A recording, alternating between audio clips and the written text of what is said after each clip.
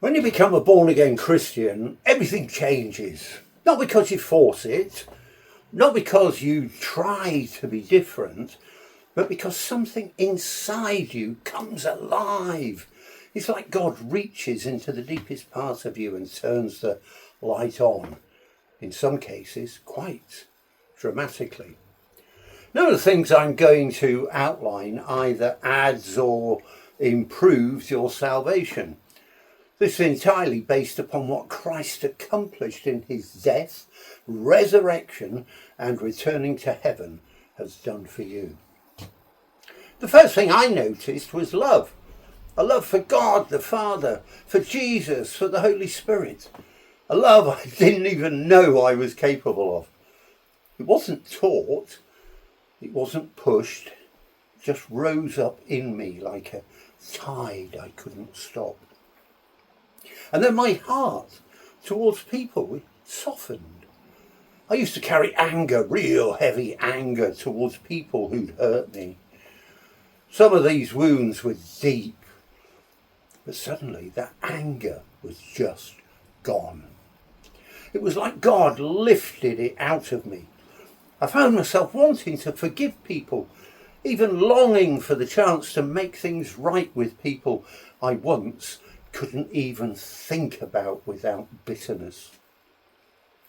At the same time, I started seeing my own mistakes with a clarity that broke me. Not in a hopeless way, but in a healing way. I felt genuine remorse for the things I'd done wrong. Sometimes it brought me to tears, and I wanted truly wanted to make amends where I could. My whole sense of right and wrong shifted too. Sin suddenly stopped being something I could shrug off, laugh about or claim. Everyone does that anyway. It became something I just didn't want a part of. But I had to remind myself, this isn't the moment to judge others because I was once where they are now.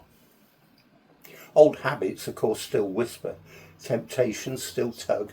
And yes, sometimes I slip. But God forgives so quickly when you come to him honestly. His mercy is like a warm hand pulling you back on your feet. Another thing that changed was compassion. I found myself wanting to help people. Any people, especially those who were struggling. It didn't matter if they believed what I believed. Something in me just wanted to reach out, to lift, to love, to serve. And then the peace. A peace that just doesn't make sense. A peace that settles into your bones. A peace about life, about the future, even about death. It's like God whispers, "You're safe now." And your soul believes him. Many people feel this fire inside them to tell others what happened. I did too, not out of pressure, but because the change is so real, so life-altering that you want others to taste it, to know it, to feel it. Your awareness of spiritual things sharpens as well. You start noticing God moving in ways you never saw before. Sometimes it's subtle. Sometimes it's supernatural. Healings, breakthroughs, moments that make you stop and say, wow, only God could have done that. And prayer becomes alive. You pray and things shift.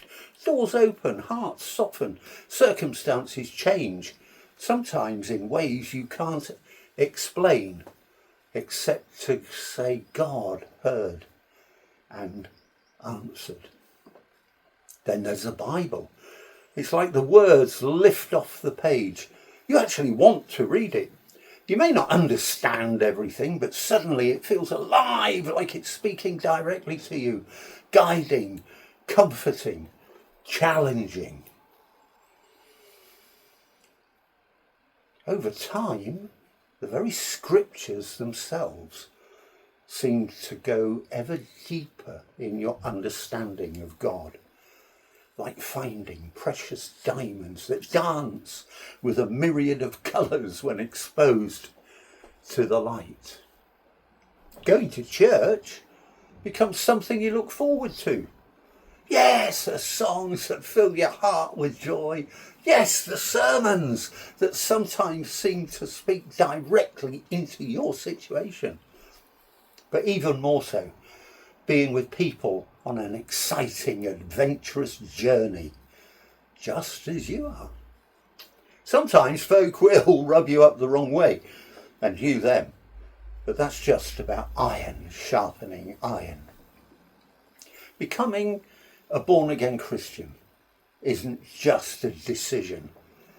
It's a transformation, a rebirth, a powerful, sometimes gentle, beautiful work of God that touches every part of your life. And it keeps unfolding day by day as he shapes you into who you were always meant to be. May it be so for you too.